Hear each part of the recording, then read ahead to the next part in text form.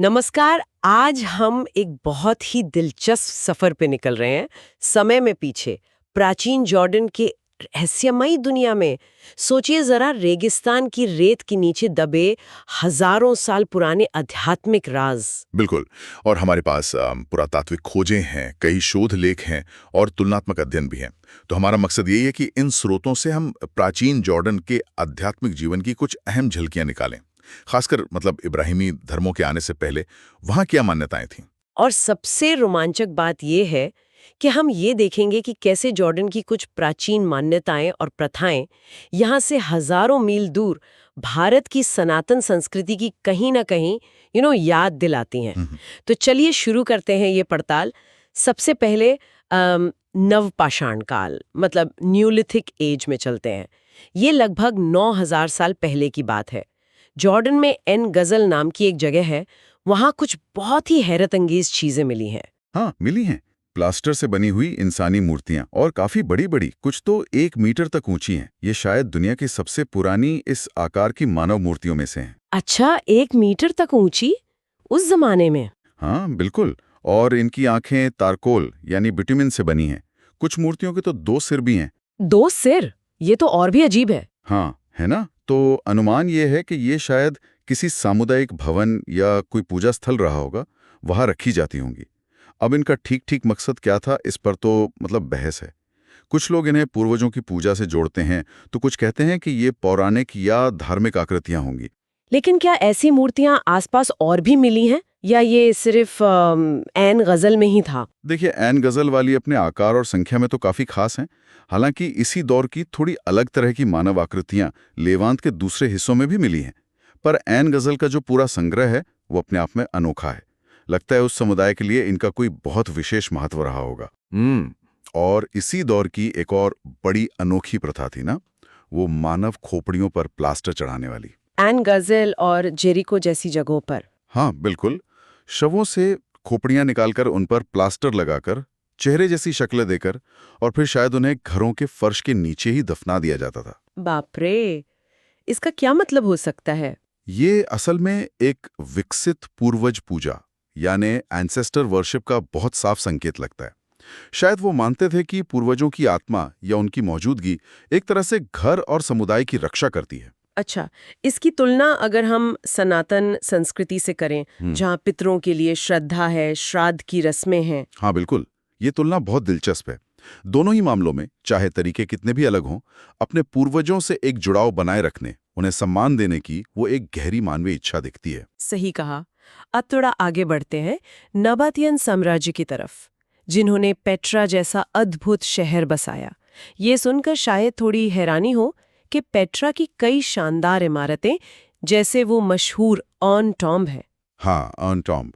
उसे जानबूझकर सूर्य की विशेष चालों मतलब सोल्स्टिसेस और इक्विनॉक्सेस के साथ अलाइन किया गया है। बिल्कुल। और ये कोई संयोग नहीं था। ये नाबातियन खगोली शास्त्री पुजारियों ने बाकायदा सोच समझकर एक तरह का ब्रह्मांडीय डिजाइन बनाया था। संभवतः उनके जो मुख्य देवता थे, सूर्य देवता दुशारा, उनके सम्मान में। दुशारा? हाँ, दुशारा। और ये चीज हमें सीधे सीधे सनातन संस्कृति में सूर्यदेव की पूजा और कोणार्क जैसे सूर्य मंदिरों की याद दिलाती है, जिनका खगोली संरेखन कितना सटीक है। बिल्कुल, कोणार्क तो कमाल ही है। वही। तो दोनों संस्कृतियों में देखिए, खगोल विज्ञान और आध्यात्मिकता का कितना गहरा संबंध था। ब्रह्मांड को समझने की, उससे जुड़ने की कोशिश। अच्छा, तो देवताओं की बात चली है, तो जॉर्डन के जो प्राचीन राज्य थे, मोआब, अम्मोन, एदुम, उनके अपने अपने मुख्य देवता भी थे। हाँ, बिल्कुल थे। जैसे मोआब के देवता थे कमोश, जिन्हें अक्सर युद्ध का देवता माना जाता था। अम्मुन के थे मिलकोम और एदोम के कौस। ये अक्सर राष्ट्रीय देवता होते थे या फिर प्रकृति की ताकतों से जुड़े होते थे, जैसे मौसम वगैरह। क्या इनकी तुलना भी सनातन संस्कृति के देवताओं से हो सकती है? हाँ, कुछ हद तक हो सकती है। एक दिलचस्प उदाहरण है कनानी देवता बाल का। बाल तूफान और उर्वरता के देवता थे और उनका एक मिथक है कि वो एक सर्प जैसे दानव को मारते हैं। अच्छा। हाँ, और इसकी तुलना हम वैदिक देवता इंद्र से कर सकते हैं, जो वृत्र नाम के एक सर्प या दानव का वध करते हैं। दोनों में देखिए, एक शक्तिशाली तूफान देवता है जो अराजकता, जिसे अक्सर सर्प के रूप में दिखाया गया है, उस पर विजय पा रहा है। ये शायद व्यवस्था कायम करने की मानवीय इच्छा का एक आम पौराणिक रूप है। ये तो सच में काफी मिलता जुलता है। और सर्प, आपने सर्प का जिक्र किया। जॉर्डन में कांस्य युग में सर्प पूजा के भी सबूत मिले हैं। हाँ, साफ प्रमाण मिले हैं, जैसे मंदिरों के दरवाजों पर कांसे के बने सांपों की आकृतियां मिली हैं।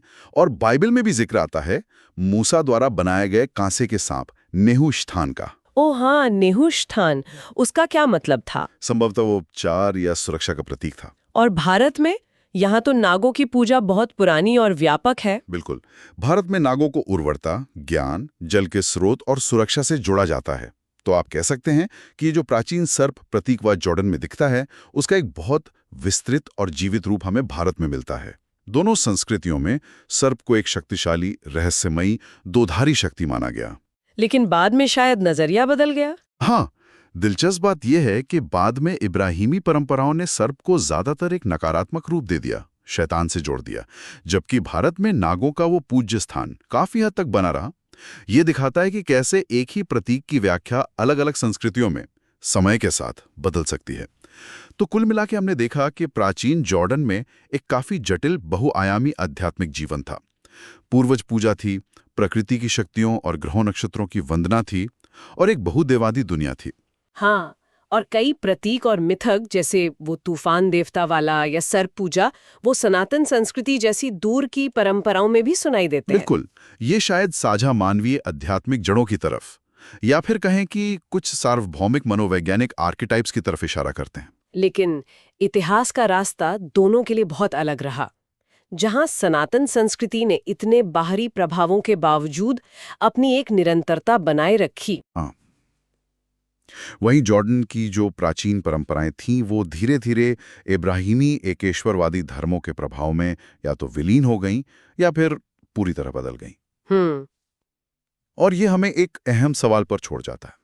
आखिर वो कौन से कारक होते हैं जो किसी प्राचीन परंपरा को लंबे समय तक जीवित रहने में मदद करते हैं या फिर उसे समय के साथ लुप्त कर देते हैं?